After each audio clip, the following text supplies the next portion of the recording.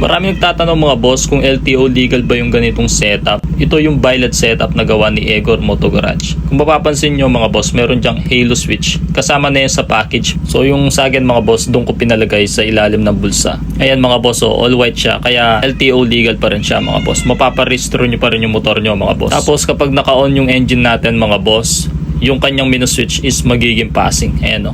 Papansin nyo. Pero gumagana pa rin yung menu mga boss kapag nakapatay na yung makina. Check nyo to. So hindi ito na demo sa akin mga boss. So ngayon papakita ko sa inyo kung ano lahat yung functionality nitong ating pilot. Pati itong kanyang switch. Ayan mga boss. So kung mapapansin nyo, ayan gumagalaw yung kanyang trip A, trip B, odometer.